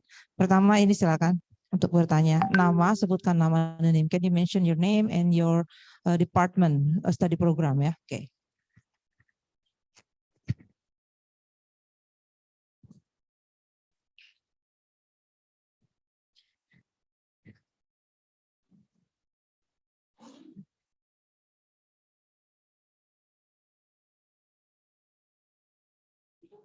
Check. Bismillahirrahmanirrahim. I'm sorry, but my English is so bad, so I'm trying to use English. But I'm sorry if you don't understand what I say. First, I follow ICRC in Instagram, so I follow the kegiatannya selama ini. Tidak apa-apa, pakai bahasa juga apa. Sorry. Try to translate. Yeah, first I know about sabit merah. Sabit merah in Turkey. When case of Marmara in to give logistic to Gaza. Nah, and the question. What the different antara sabit merah and ICRC? That's my first question, and second question is why I don't see ICRC in Gaza, in Palestina and Israel conflict. So tadi Mr. Lawrence say ICRC go to conflict in the world, but I don't see ICRC in Gaza, Palestina and Israel conflict. Apakah itu cuma don't shoot in media, or ICRC go to Gaza? And third question is, we know about Islamic law. When you kill someone, and the punishment is the kill. We know about kisos. So it's different with international humanitarian law. When you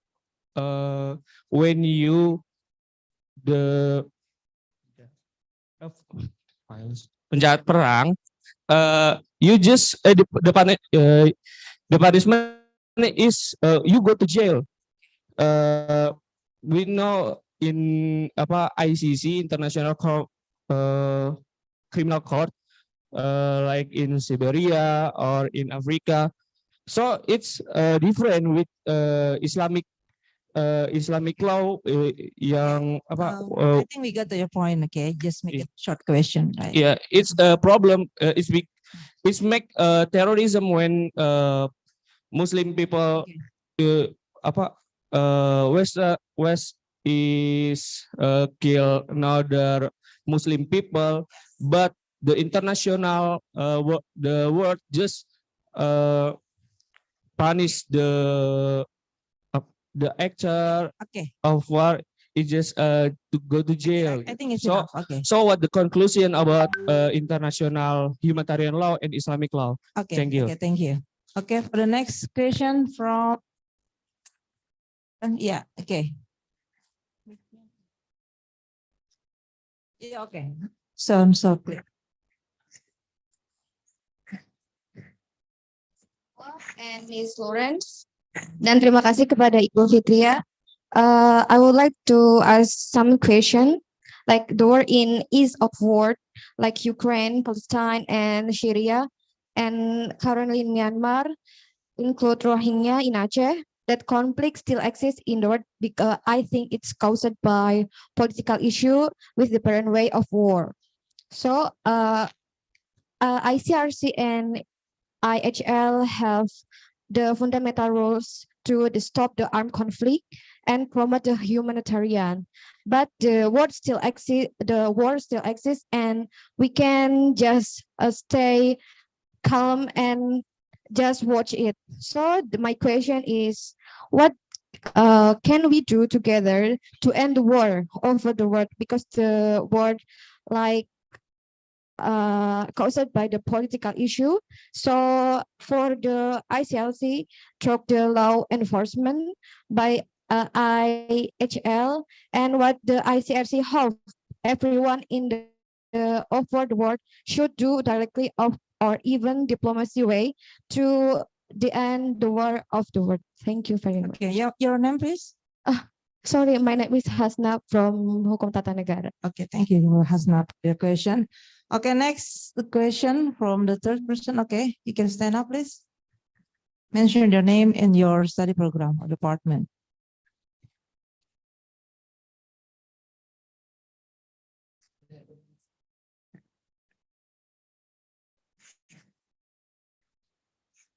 Bismillahirrahmanirrahim. Assalamualaikum warahmatullahi wabarakatuh. Terima kasih telah memberikan saya kesempatan untuk bertanya. Perkenalkan, nama saya Nazlia Fasyatul Inzi dari jurusan Hukum Keluarga. My question is still related to the first questioner. As previously explained, that the ICRC is an impartial and neutral organization to protect and assist the lives and dignity of victims of armed conflict and other violence. Does the ICRC provide assistance to Palestinian citizens who have been occupied by Israel? Because as we know, the problem that we feel the Palestinians is not only a problem for Muslims, but as a humanitarian disaster that must be the world's attention. What steps and assistance is provided by the ICRC? Then, with Israel's unrelenting actions, did the ICRC take action to stop the attack that have taken hundreds of lives more? Does the ICRC cooperate with other institutions to stop the inhuman criminal and human rights violations committed by Israel? Thank you. Okay, thank you so much. This is for the offline participant. And so I would like to invite for the speaker to respond to the question. Maybe for the first one, the time for Lawrence. Okay. Thank you very much. So some very interesting questions there about the occupied Palestinian territories. So maybe I'll start there. So certainly the ICRC has had a very, very long presence in the occupied Palestinian territories. We have offices in Gaza and in West Bank. We also have an office in Tel Aviv as well. And the ICRC has for many years been undertaking a range of activities, for example, providing people who are affected by conflicts with economic assistance, ensuring access to healthcare, ensuring water and sanitation provisions. And a very important part of what the ICRC does in this particular area is also ensuring access to electricity, which can be very difficult in these areas. One particularly interesting activity that the ICRC does in this area is that we facilitate families to visit detainees who may have been detained across.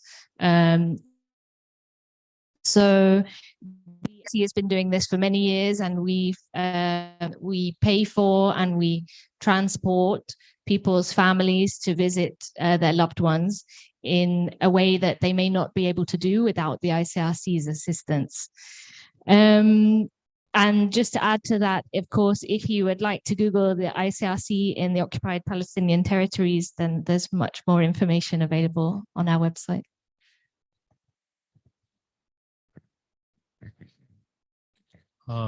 Thank you very much for the questions. I think the question was that in Islamic law, we have qisas for murder, and in IHL, there is jail. That's what you said. So actually in IHL, there are no punishment. IHL is, as I told you, it is a law which talks only of the adab of qital, you see.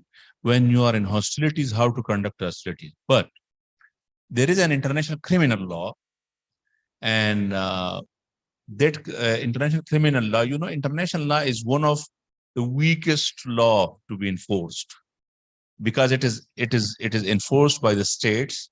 So powerful states, they won't, they won't like to be the law to be imposed on them.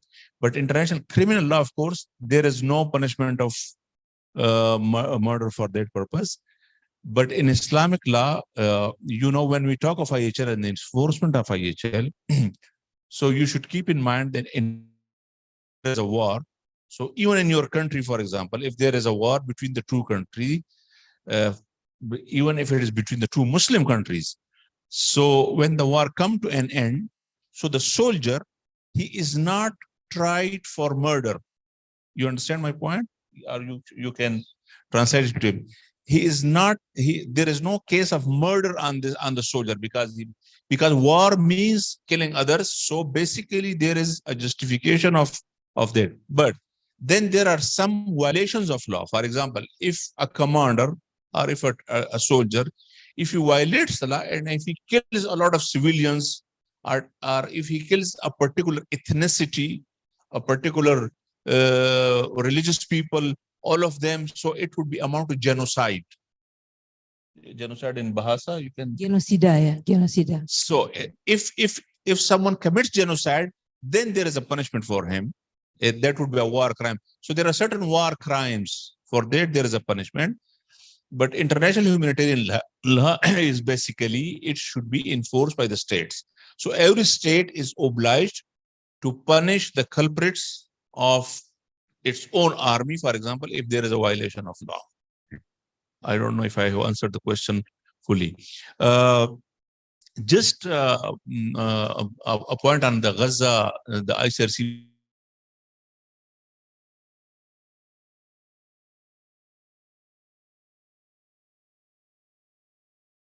It has no mandate, it has no force, it has no authority to stop wars. I will give you an example. For example, this university, UIN, it teaches Sharia, right? And we teach Sharia, or we study Sharia for what? So that we implement it in our lives, in practical lives, so that we lead our lives according to Islam. Is that right or not? Do you understand me? So UIN teaches Sharia, but UIN does not enforce Sharia in the marketplace. If UIN students tomorrow take sticks and they say that we will be implementing Sharia in Jakarta, so everybody would say that you are wrong. It's not your job to implement Sharia. Your job is to teach Sharia, learn Sharia. The job of implementing Sharia is the authorities. It is the authorities. So that's why ICRC is only there to remind the warring parties of their obligations according to the international humanitarian law. And if there are any violations, they would go to the parties, to the authorities in a confidential dialogue and tell them that there are violations and you them. With Israel, you can study it. With Israel, ICRC has one of our difficult relations of ICRC with Israel, and ICRC has been there since very beginning. And one of the biggest operations of ICRC, where ICRC spends a big budget there, as Lawrence said, that this is a unique system there, that there are many hundreds of prisoners, Palestinian prisoners within Israeli territories, and ICRC arranges buses and all transport for the families of the prisoners, take them through the Israeli checkposts, which is not an easy task, to the prisoners. And every, there's a particular period in which those meetings are done. And in Gaza, ICRC is very much there, and it is doing its job, but unfortunately it cannot stop the war, but it is doing its job. It's doing all the assistance activities, the medical activities are there, and it's one of the biggest operations. I think those are the two questions. Thank you. Okay.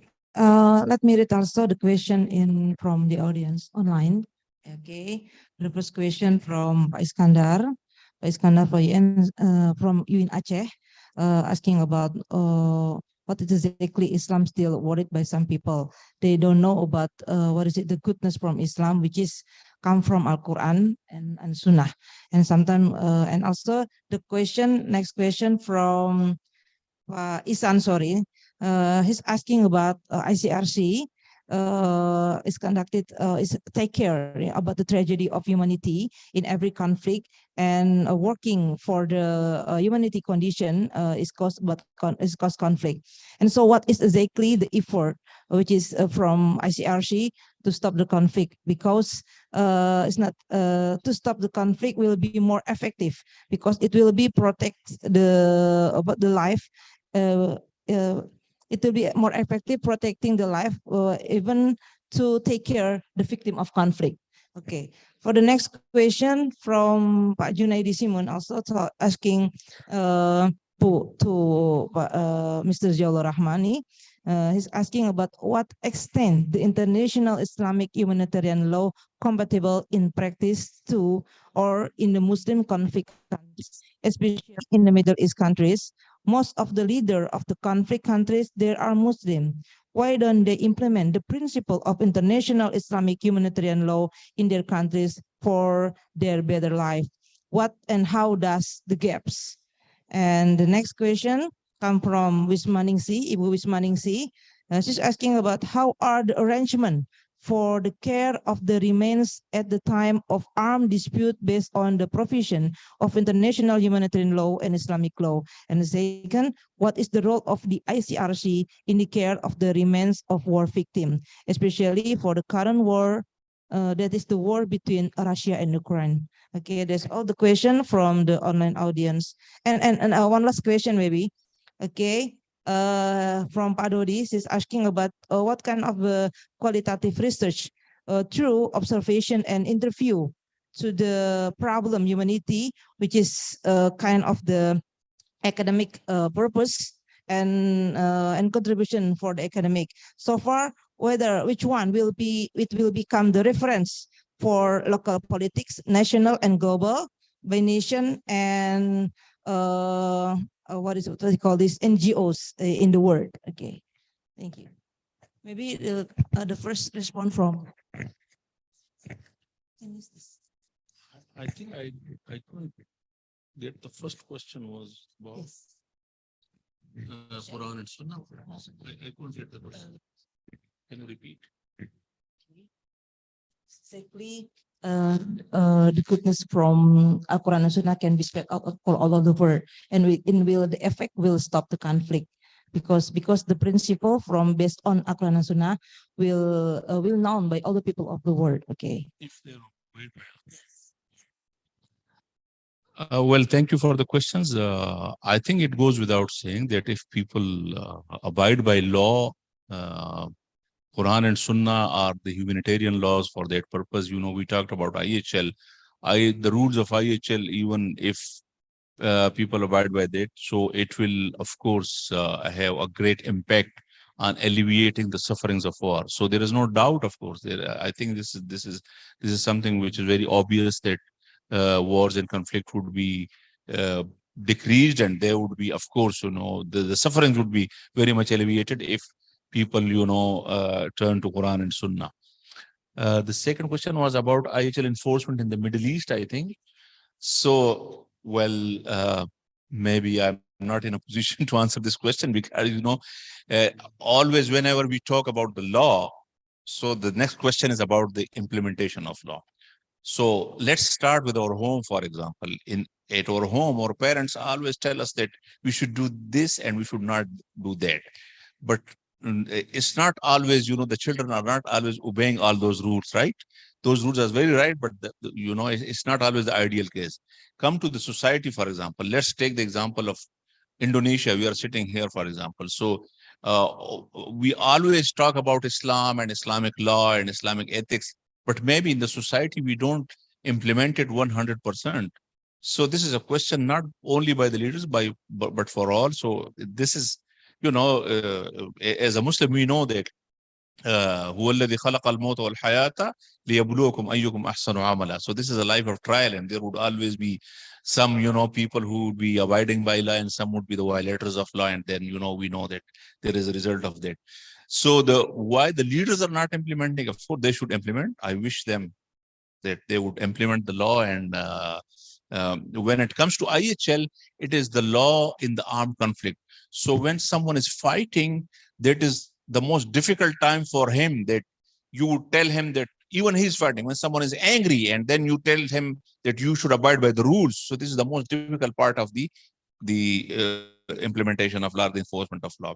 But of course, with a lot of struggle and efforts, there are many occasions where people are parties to the conflict, they abide by the rules of IHL. Not maybe 100%, as is the case in other laws as well, but in on many occasions there is an abidance by the parties to the conflict. There was any other question? Sorry. Yeah. Management of the dead from Islamic. Yeah, yes, there was a question of the remains. I think the management of the dead, the remains of which we call mortal remains. Of course, both in IHL, in Geneva Conventions, there are particular sections which talks about the right of the parties to, for example, if there is a war and there are mortal remains. So this is an obligation of the parties to search and to collect and to identify the dead bodies, and then try to send them to their families. This is the right of them, and the same has been recommended by Islam as well. We know that in the second battle of Islam, in the Uhud, the Prophet ﷺ commanded to search for the bodies, and then all the bodies were searched. And we know that in the battle of Ahzab, the battle of Trench, where one of the enemy's person, he came and he tried to on his horse to jump, and then he died there, and the dead body was in the custody of the Muslims, the Prophet ﷺ. And then the opposite, the mushrikeen, they sent a message that we can pay some ransom if you return the dead body to us. And the Prophet ﷺ said that we don't trade with the dead body, just take your dead body, it is your right. And this dead body was sent. So of course, Islam, وَلَقَدْ كَرَّمْنَا بَنِي آدَمَ, in Islam there is a very important rule of the human dignity, and that human dignity is not only during life, but when somebody is dead, it is his right, the right of the body to be buried, or to be that its last rituals should be carried out by the party. So of course, in both Islam and IHL, these rights are established. Thank you very much. Maybe I'll just close by addressing the last question, which was about, I think, the role of the academic community in contributing to this topic of Islam and IHL. There was also a sub part of that question about qualitative research. So I just wanted to say that the ICRC in Asia works very closely with religious scholars to compile a body of work, of academic work on these topics, not just on Islam and IHL, but also on Buddhism and IHL, Hinduism and IHL, etc. We have available what we call a reference library on Islam and IHL, which contains many, many different academic works in, I think, over 9 or 10 languages now, which is available on our website if you were to search for Islam and IHL reference library. And it shows the kinds of work that the ICRC and religious scholars that have engaged with the ICRC have produced on this topic. So I think that would be very interesting to have a look at. And very quickly, just to address the part about whether the ICRC has done qualitative research on this topic.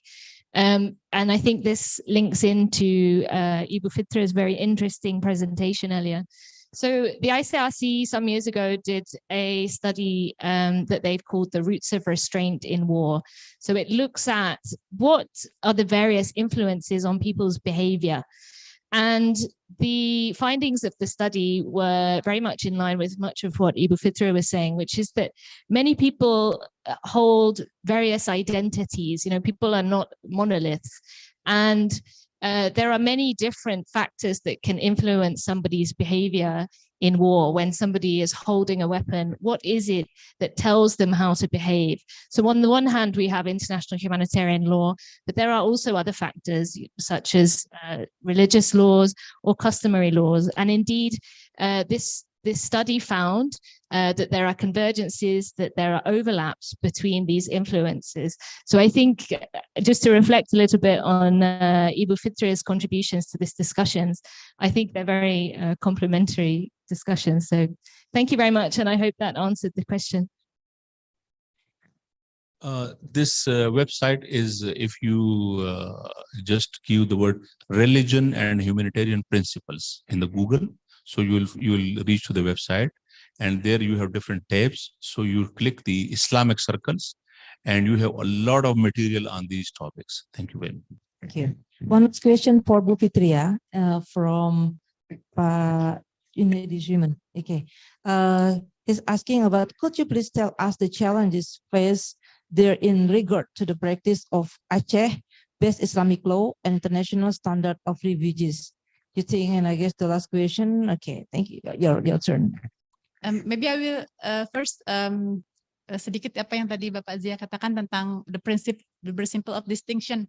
Karena tadi mungkin perlu juga dipahami teman-teman bahwa perang itu berbeda. Jadi rezimnya perang dan hukum dan HAM itu beda. Kalau perang tadi ya, kalau dalam kondisi HAM kita nggak boleh membunuh kan gitu.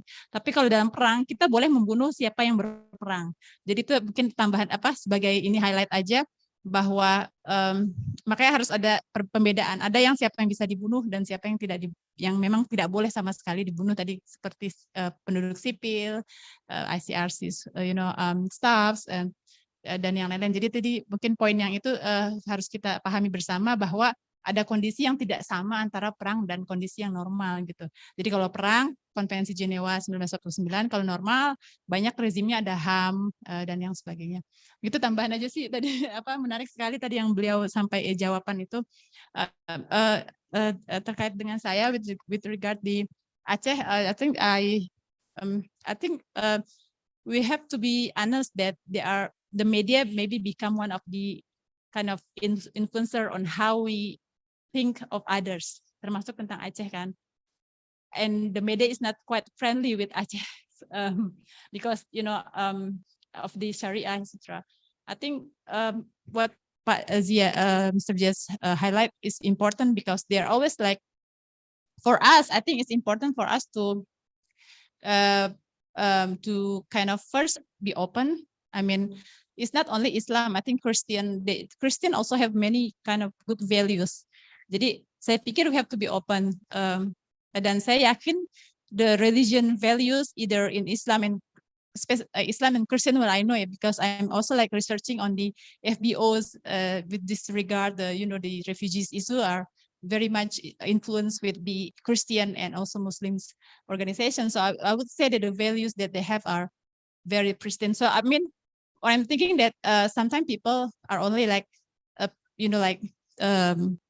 kind of stigmatized by the media. So we have to be open-minded, and we have to be also honest. And secondly, I think we have to go to Aceh to see, if we have the chance, it's good to go to Aceh directly and see what, because to prove, I think, karena saya juga at the beginning I was afraid, but when I was there, ternyata ketakutan saya tidak beralasan juga gitu. Terus santai aja ke Aceh gitu kan, maksudnya. I think kita harus membuktikan sesuatu dengan suatu bukti, bukan hanya dari persepsi-persepsi yang kadang-kadang tidak berdasar. Yang ketiga mungkin juga tadi ada disparitas. There's a disparity between Muslim and the Quran and any other Islamic sources. Seringkali Muslim itu tidak, maybe Muslim is not always kind of reflects the Quran. Many Muslim behaviors are not, in line with the Quran's values. What I know, So mungkin itu yang juga harus kadang-kadang mungkin di Aceh is not perfect Sometimes they are also like sesuatu yang mungkin tidak ideal. Because Acehese, I have assumption that Acehese people like to discussing a lot outside of the house and for hours, etc. It's not being productive. So this is the things that I found in Aceh. So jadi mungkin seperti itu kalau dari saya. Terus memang saya pikir qualitative research is very important, like to highlight Miss Lawrence said that it is important also like to see the people's behaviors, people's mind, etc. Karena endingnya tujuannya are the same, the goals are the same. Yeah, how we can make the world become humanized, or how can we better protect the refugees? This is all the good things. So, jadi memang harus juga berawal dari masyarakat. Itulah maka qualitative research is very important. Mungkin itu yang bisa saya sampaikan. Okay, thank you so much for all the speakers, Ibu Fitria, PhD, Lawrence Chris Armstrong, and also Mr. Jaulur Rahmani, PhD. That was a very good presentation and also a very interesting response from all the speakers. And I try to making some highlight for this seminar that from the three speakers in here, they're talking about what is exactly ICRC, the task, the job, and also the goals, objective to to take care for the people in war, exactly. And Bu Fitria said also what is the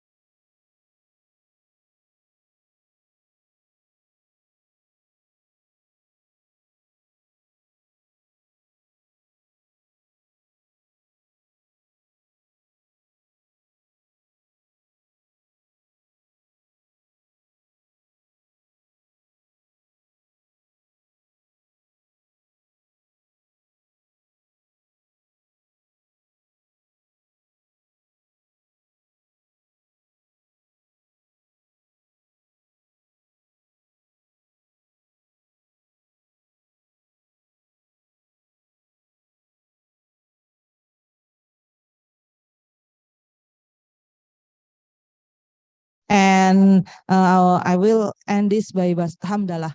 Alhamdulillahirabbil alamin. Wassalamualaikum warahmatullahi wabarakatuh. And thank you so much for the online audience in the Zoom. I would like to appreciate for your presence and participation for this international seminar organized by Sharia Faculty and ICRC. Thank you so much.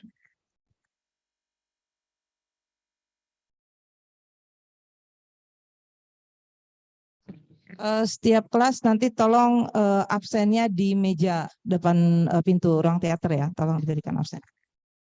Dari dua kelas saya juga nih saya berikan daftar absennya.